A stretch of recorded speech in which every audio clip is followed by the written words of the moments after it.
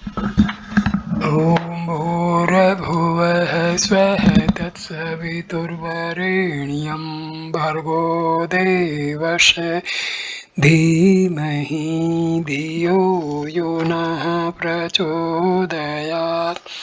ॐ शान्ति शान्ति शान्तिः।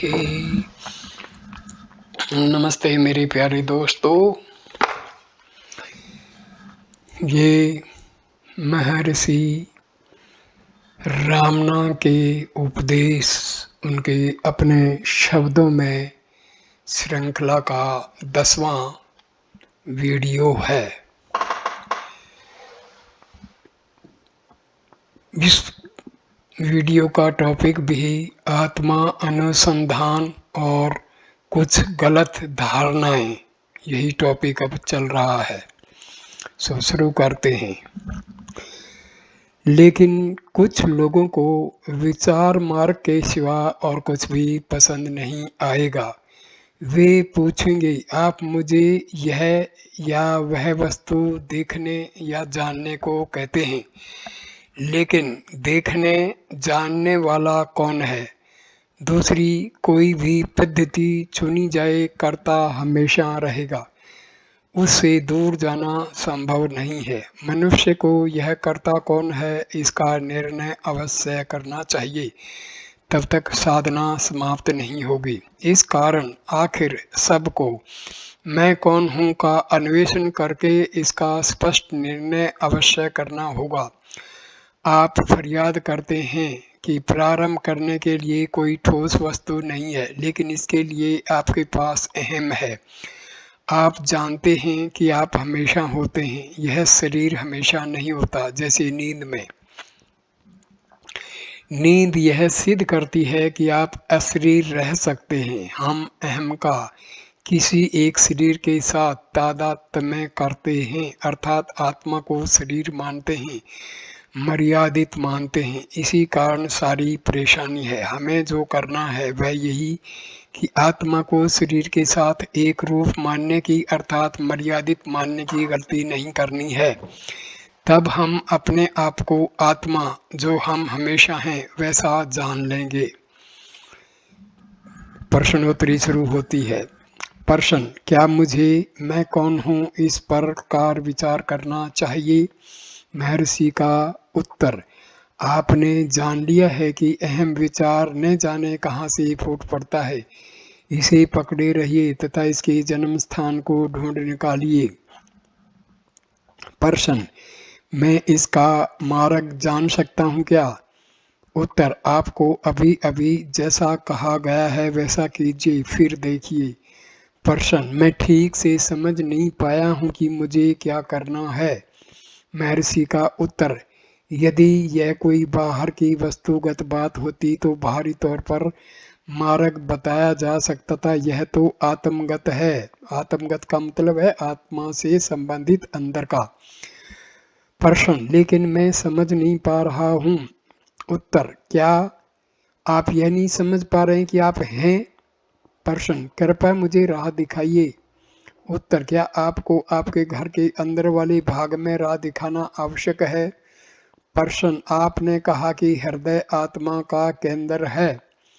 उत्तर, हाँ, वह आत्मा का परम धाम या केंद्र है। इस विषय में आपको कोई संदेह नहीं होना चाहिए। हृदय में जीव अर्थात अहंकार के पीछे सच्चा आत्मा है। प्रश्न, आप कृपया यह बताइए कि शरीर में वह किस जगह है? उत्तर, इसको आप अपने मन से नहीं जान सकते। यदि मैं कहूँ कि यह छाती की दाहिनी ओर संकेत करके इसका केंद्र है, तो आप इस सत्य को कल्पना के जरिए नहीं जान सकते। उसका अनुभव करने का एकमात्र मार्ग है कल्पना करना छोड़िए और आप जो हैं वह रहने का प्रयत्न कीजिए। जब आप अनुभव करेंगे तो अपने आप जान लेंगे कि वहाँ उसका केंद्र है। यह केंद्र हृदय है, जिसमें उपनिषदों में हृदय गुहा, अरूल, अनुग्रह उल्लम हृदय कहा गया है। प्रश्न, वह कहाँ है? ऐसा मैंने किसी ग्रंथ में पढ़ा नहीं।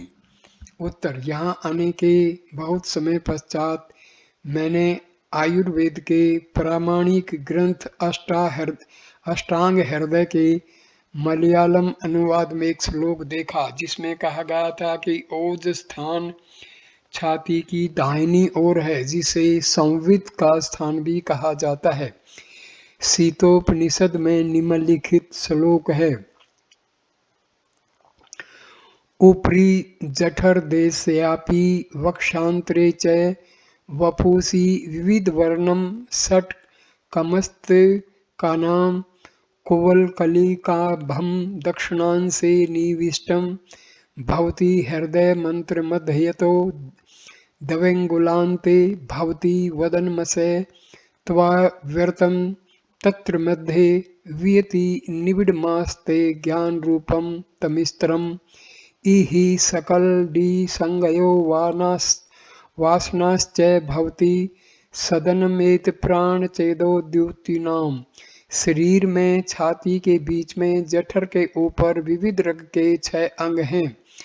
भीतर दाहिनी ओर मध्य से 2 अंगुल दूर कमल की कलिका के समान हृदय है। इसका मुख बंद है और इसके मध्य में रहे हुए आकाश में अज्ञान का घना अंधकार है। यहाँ सब नाड़ी संधियां एवं वासनाएं हैं। यह प्राण तथा चित्त के प्रकाश का निवास स्थान है। प्रश्न, क्या मैं आश्वस्त रह सकता हूँ कि प्राचीन ऋषियों ने हृदय शब्द से इसी केंद्र का निर्देश किया है? महर्षि उत्तर देते हैं, हाँ यही सही है, लेकिन आपको उसकी स्थिति के बारे में जानने के बजाय उसका अनुभव करना चाहिए। मनुष्य यदि देखना चाहे तो उसे आंखों का स्थान निश्चित करना जरूरी नहीं है। हृदय आपके लिए सदैव खुला हुआ है। यदि आप उसमें प्रवेश करने के लिए उद्यत हों, आप न जानते हों, तब भी वह आपकी सब गतिविधियों को आश्रय देता है। आत्मा हृदय में है ऐसा कहने के बजाय हृदय ही आत्मा है ऐसा कहना कदाचित अधिक उपयुक्त होगा। वस्तुतः आत्मा स्वयं केंद्र है जो सर्वत्र है और अपने हृदय होने के विषय में सबहान स्वयं प्रकाश है। प्रश्न, यदि ऐसा है तो उसे शरीर के किसी भाग में स्थित कैसे कहा जा सकता है? हृदय का स्थान निश्चित करने का मतलब जो वस्तु देश कालातीत है उसके लिए शारीरिक मर्यादा निश्चित करना है। उत्तर, यही सही है, लेकिन जो मनुष्य हृदय के स्थान के विषय में प्रश्न पूछता है, स्वयं को शरीर के साथ या शरीर में रहा हुआ मानता है, इस प्रश्न को पूछते समय आप ये कहेंगे कि आपका शरीर यहाँ है और आप किसी दूसरी जगह से बोल रहे नहीं, आप आपके शारीरिक अस्तित्व का स्वीकार करते हैं। इस दृष्टि से हृदय के संदर्भ में भौतिक शरीर का निर्देश किया जाता है। सत्य यह है कि शुद्ध चैतन्य अविभाज्य है, उसमें विभाग नहीं है, उसका कोई रूप या आकार नहीं है, भीतर बाहर नहीं है, उसके लिए दायां बायां नहीं है। शुद्ध चैतन्य जो कि हृदय है सबको अपने भीतर समाविष्ट किए हुए है और कुछ भी उसके बाहर या उससे भिन्न नहीं है। यह अंतिम सत्य है। पूर्णता के इस दृष्टिकोण से हृदय आत्मा अथवा चैतन्य का कोई विशेष स्थान भौतिक शरीर में निश्चित नहीं किया जा सकता, क्योंकि शरीर मन का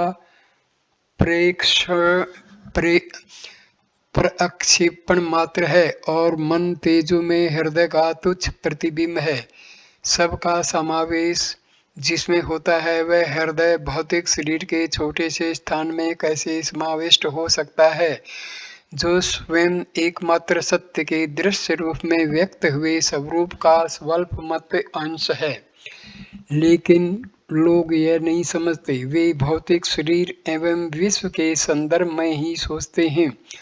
उदाहरण के तौर पर आप कहते हैं कि आप हिमालय के उस पार के देश से यहाँ इस आश्रम में आए हैं, लेकिन यह सत्य नहीं है। आना जाना या किसी प्रकार की गति उस एक सर्वव्यापक आत्मा जो वास्तव में आप हैं के लिए कैसे हो सकती है? आप तो हमेशा जहाँ होते हैं वहीं हैं। आपका शरीर एक स्थान से दूसरे स्थान में यहाँ पहुँचने तक लाया गया है। यह सरल सादा सत्य है, लेकिन उस मनुष्य के लिए जो स्वयं को दृश्य वस्तु रूप विश्व में रह वह एक दृष्टा मानता है, यह सर्वथा काल्पनिक लगता है।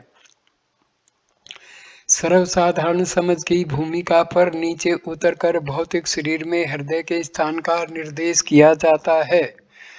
प्रश्न: तो मैं श्री भगवान के छाती में विशेष स्थान में हृदय केंद्र का अनुभव होता है, ऐसा विधान को कैसे समझ सकता हूँ? प्रश्न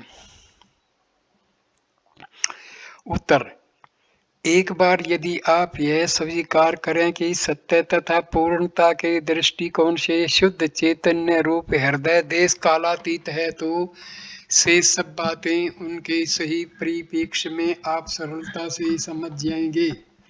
प्रश्न: हृदय दाहिनी बाईं या मध्य में रहा हुआ बताया जाता है। इन मतभेदों के रहते हम उस पर ध्यान कैसे कर सकते हैं? महर्षि उत्तर देते: आप हैं, यह एक तथ्य है। ध्यान आपके द्वारा आप में और आपका होता है। जहाँ आप हैं वही ध्यान होना चाहिए, वह आपके बाहर नहीं हो सकता। इस प्रकार आप ध्यान के केंद्र हैं और वही हृदय है। संशय तब उत्पन्न होता है जब आप उसे किसी ठोस भौतिक वस्तु के साथ एक रूप समझते हैं। हृदय कोई ख्याल या ध्येय नहीं है, बल्कि ध्यान का स्थान है। आत्मा सदैव केवल अकेला रहता है। आप शरीर को हृदय में देखते हैं, विश्व भी वहीं दिखता है, उससे भिन्न कुछ भी नहीं है। इस कारण सभी प्रकार के प्रयत्नों का स्थान वही है। प्रश्न: आप कहते हैं कि अहम विचार हृदय के अंदर से उत्पन्न होता है, हमें उसका मूल वहीं ढूंढना चाहिए। उत्तर: मैं आपको आपके शरीर में अहम कहाँ से उत्पन्न होता है उसे देखने के लिए कहता हूँ, लेकिन यह कहना वस्तुतः सत्य नहीं है कि अहम का उदय अस्त छाती के दक्षिण भाग में रहे हुए हृदय से होता है। हृदय सत्य का दूसरा नाम है और वह शरीर के अंदर या बाहर नहीं है, क्योंकि वह केवल अद्वितीय है, उसमें अंदर बाहर नहीं हो सकता। प्रश्न: हृदय पर ध्यान करने के लिए मुझे छाती की दाहिनी ओर मन को एकाग्र करना चाहिए। उत्तर: हृदय भौतिक नहीं है, दाहिनी या बाईं ओर हृदय ध्यान नहीं करना चाहिए, ध्यान आत्मा पर करना चाहिए। सब जानते हैं मैं हूँ, यह मैं कौन है? वह अंदर बाहर या दाहिने बाएं नहीं है, मैं हूँ, बस यही पूर्ण है।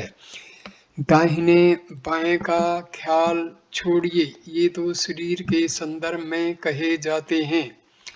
हृदय आत्मा है, उसका अनुभव कीजिए और आप स्वयं सब समझ जाएंगे। हृदय क्या है, कहाँ है, यह जानना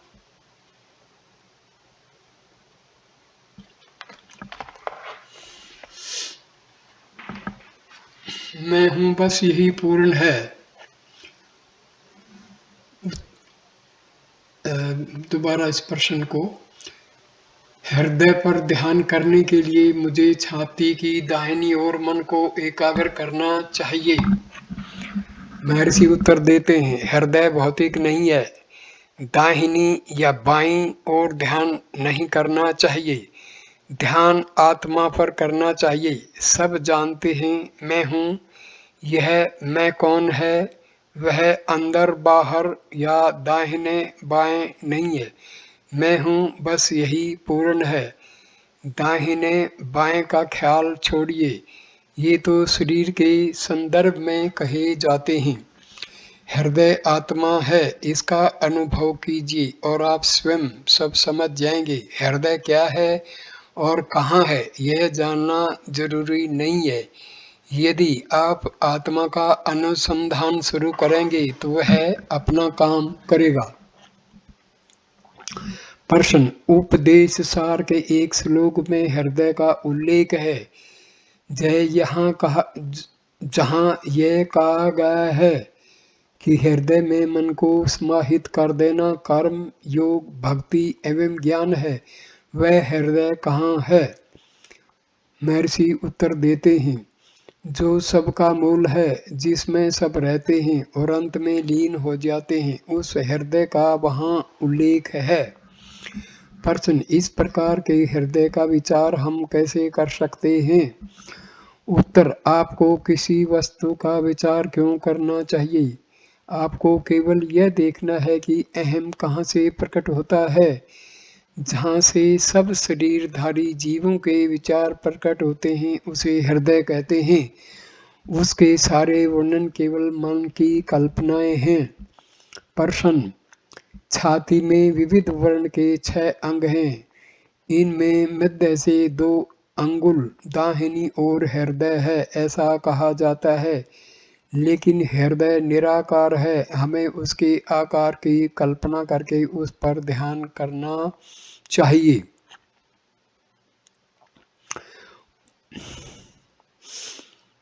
उत्तर देते हैं महर्षि, नहीं, केवल मैं कौन हूँ की तलाश आवश्यक है। जो गहरी नींद एवं जागृत में सदैव रहता है वह एक समान है। जागृत में दुख है और उसे दूर करने का प्रयत्न भी है।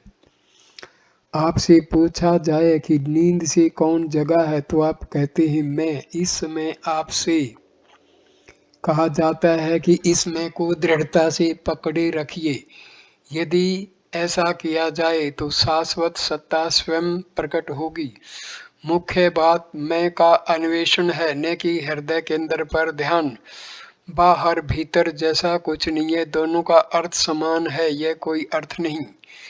यह सच है कि हृदय केंद्र पर एकाग्रता की पद्धति भी है। यह केवल अभ्यास है, आत्मा अनुसंधान नहीं। हृदय केंद्र पर एकाग्रत करने वाला साधक ही मन के निश्चल निर्विचार होने पर सभान रह सकता है। दूसरे केंद्रों पर ध्यान करने वाले इस प्रकार सभान नहीं रह सकते। केवल मन के पुनः सक्रिय होने पर अनुमान करते हैं कि मन निश्चल था। शरीर के किसी भी भाग में आत्मा के निवास को मानकर ध्यान करने वाले को उस विचार की शक्ति से जैसे आत्मा वहीं रहता हो ऐसा मालूम होगा। उदय अस्त होने वाले अहम के लिए प्रेमा शब्द हृदय ही एकमात्र शरण है। यद्यपि यह कहा जाता है कि हृदय बाहर भीतर दोनों जगह है, लेकिन निश्चित जानिए कि पूर्ण सत्य की दृष्टि से वह न भीतर है न बाहर, क्योंकि शरीर जो कि भीतर बाहर के भेदों का आधार है, विचार करने वाले मन की कल्पना है। हृदय अथवा मूल स्थान सब का आदि, मध्य एवं अंत है। परम व्योम रूप हृदय कभी भी कोई रूप नहीं है, वह सत्य का अपरिमेय प्रकाश है।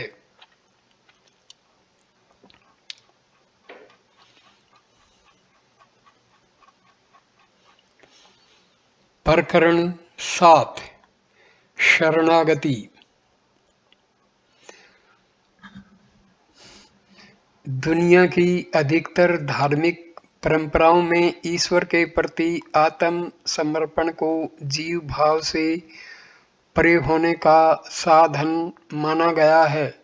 श्री रमन इस मार्ग की प्रामाणिकता का स्वीकार करते थे एवं प्राय कहते कि यह पद्धति आत्मा अनुसंधान जितनी ही असरकारक है। परंपरागत रूप से शरणागति का मार्ग द्वैत मूलक भक्ति मार्ग की साधनाओं से संबंध है, लेकिन श्री रमन के लिए ऐसी साधनाएं मूल्य की दृष्टि से गौण थी।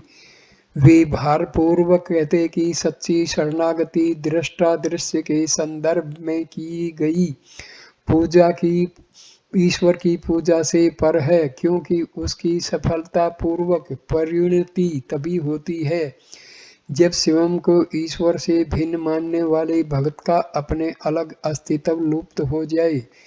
इस ध्येय को प्राप्त करने के लिए वे दो भिन्न पद्धतियों का उपदेश करते थे। नंबर 1, तब तक अहम विचार सूत्र को पकड़ रखा जाए जब तक स्वयं को ईश्वर से अलग मानने वाला भक्त अदृश्य हो जाए। नंबर 2, ईश्वर अथवा आत्मा पर अपने जीवन की पूरी जिम्मेवारी डाल दी जाए। इस प्रकार के आत्म निवेदन की सफलता के लिए मनुष्य की अपनी कोई इच्छा नहीं होनी चाहिए एवं उसको ईश्वर से स्वतंत्र रूप में कार्य करने की अक्षमता वाले व्यक्ति होने के विचार से मुक्त होना चाहिए। प्रथम पद्धति स्पष्ट रूप में आत्मा अनुसंधान है, केवल उसका नाम भिन्न है। श्री रमन प्राय विचार और शरणागति की साधनाओं की यह कहकर समानता दिखाते थे कि ये एक ही प्रक्रिया के दो नाम हैं या आत्मा अनुभव के ये दो ही प्रभावी साधन है। ऐसा उनका कथन उनकी मौलिक विचार से सुसंगत है कि कोई भी पद्धति जिसमें निरंतर अहम विचार के विषय में समानता रहती है प्रामाणिक है तथा आत्म प्राप्ति का सीधा मार्ग है, जबकि दूसरी पद्धतियां जिनमें ऐसी सभानता आवश्यक नहीं होती टेढ़ी या अप्रत्यक्ष हैं। आत्म केंद्री अहम की निरंतर सभानता आत्मा अनुभव का एकमात्र मार्ग है, ऐसा उनका आग्रह शरणागति के साथ साधारणतया संबंधित भक्ति तथा ईश्वर पूजन की साधना के प्रति उनके दृष्टिकोण को रंजित करता था। वे कभी भी अपने अनुयायियों को इन साधनाओं का अनुसरण करने के लिए मना नहीं करते थे, लेकिन वे यह बात स्पष्ट कर देते थे कि चूंकि ईश्वर ही एकमात्र सत्य है, उसके साथ भगत, पूजक, दास इत्यादि किसी भी प्रकार का संबंध भ्रममूलक है। वे कहते कि मनुष्य वस्तुतः जो है वही बना रहे, अर्थात ईश्वर से संबंध विषयक सारे विचारों को शांत करके अपनी सहज अवस्था में रहे, यही सच्ची पराभक्ति है। अपने जीवन की पूरी जिम्मेदारी ईश्वर पर डालने की दूसरी पद्धति भी आत्मा अनुसंधान से जुड़ी हुई है, क्योंकि इसका लक्ष्य अहम विचार को वह जिन पदार्थों एवं कर्मों के साथ तादात्म्य करता है उनसे अलग करने का है। इस साधना मार्ग का अनुसरण करते समय यह विचार निरंतर बना रहना चाहिए कि इच्छा रखने वाला या कर्म करने वाला कोई व्यक्ति नहीं है, केवल आत्मा का अस्तित्व है और आत्मा से अलग स्वतंत्र रूप से कर्म करने की सामर्थ्य रखने वाला कोई नहीं है। इस मार्ग का अनुसरण करने के दौरान जब भी साधक को यह पता चले कि वह विचारों तथा कर्मों की जिम्मेदारी अपने ऊपर ले रहा है, जैसे मेरी यह इच्छा है अथवा मैं यह कार्य कर रहा हूँ, तो उसे चाहिए कि वह चित्त को बाहरी संपर्कों से भीतर की ओर मोड़कर आत्मा में स्थिर करने का यत्न करे। यह आत्मा अनुसंधान के समय जब यह पता चले कि ध्यान आत्मा से चलित हो गया है, तो अपने आत्मा पर स्थिर करने के प्रयत्न के समान है। इन दोनों प्रक्रियाओं में अहम विचार को पृथक करके उसे अपने मूल में या जन्म स्थान में लीन करने का लक्ष्य है। श्री रमन यह स्वीकार करते थे कि इस पद्धति से अहम का स्वयं स्फूर्तपूर्ण समर्पण कई लोगों के लिए संभव नहीं है। इसलिए वे प्राय अपने अनुयायियों को भक्ति एवं मनोनिग्रह सिद्ध करने वाले कुछ प्राथमिक उपाय करने की सलाह देते थे। इनमें से अधिकतर उपायों में ईश्वर अथवा गुरु के नाम रूप का अवलंबन लेकर निरंतर उनके स्मरण दर्शन का अभ्यास करना निहित होता था। वे अपने भक्तों को कहते कि यदि ऐसा नियमित रूप से प्रेम तथा श्रद्धा के साथ किया जाए तो चित्त अनायास ही ध्येय में तन्मय होगा। एक बार इतना सिद्ध हो जाए तो पूर्ण समर्पण सरल हो जाता है। ईश्वर का निरंतर स्मरण चित्त को अन्य पदार्थों के साथ तन्मय होने से रोककर केवल ईश्वर का ही वास्तविक अस्तित्व है, इस निश्चय को दृढ़ बना देता है। इसके प्रत्युत्तर रूप में ईश्वर या आत्मा की ओर से अनुग्रह शक्ति का प्रवाह बहना शुरू होता है, जो अहंकार की पकड़ को शिथिल बना देता है और वासनाओं को अक्षीण करता है। ये वासनाएं ही अहंकार के अस्तित्व को बल देकर उसे सातत्य प्रदान करती हैं। कर्मशः अहंकार नियंत्रण अक्षम मात्रा तथा अक्षीण हो जाता है एवं आत्मनिष्ठ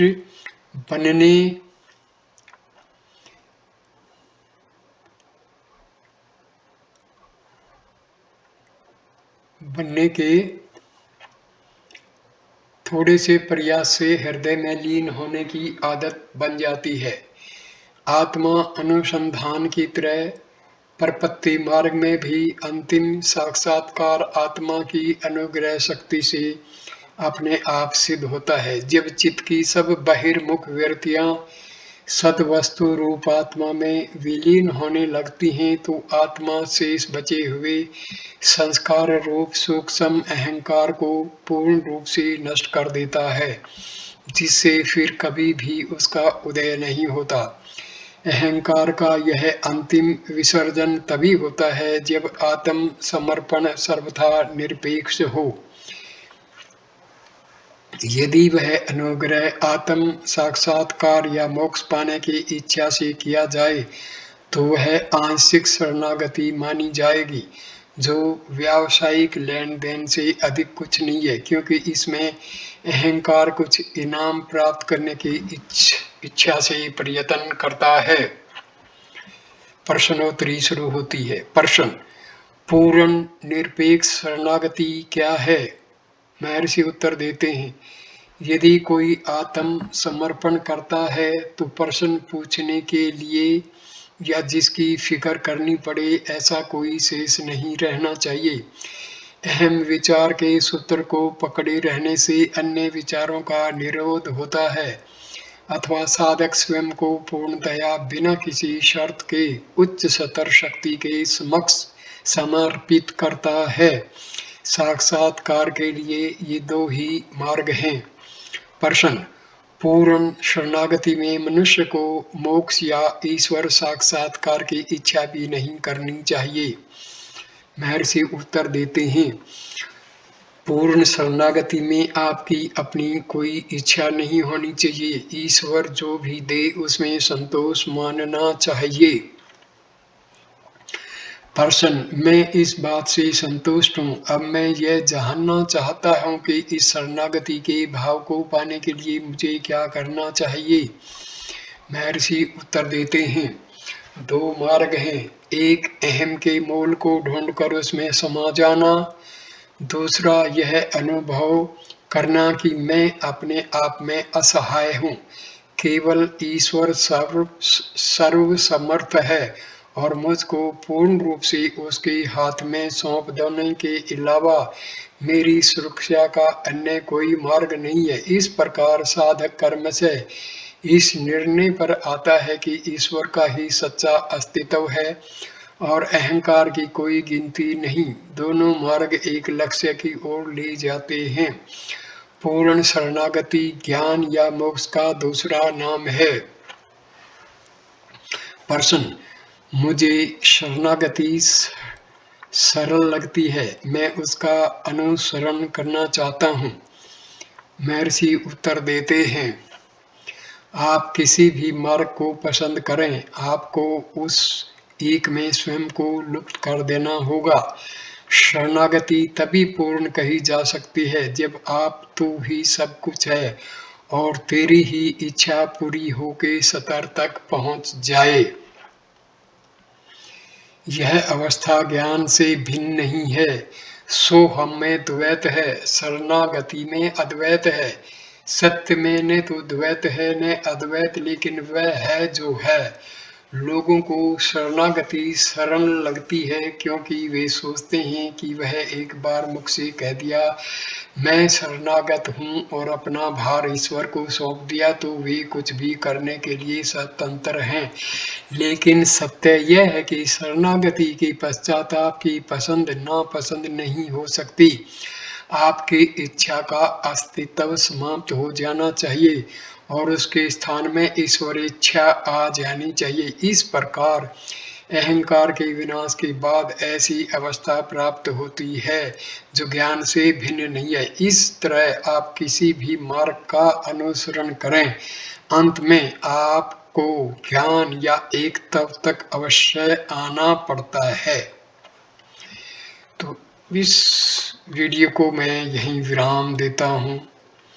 Please like, comment and share the video and subscribe the channel। नमस्कार मेरे प्यारे दोस्तों, नमस्कार।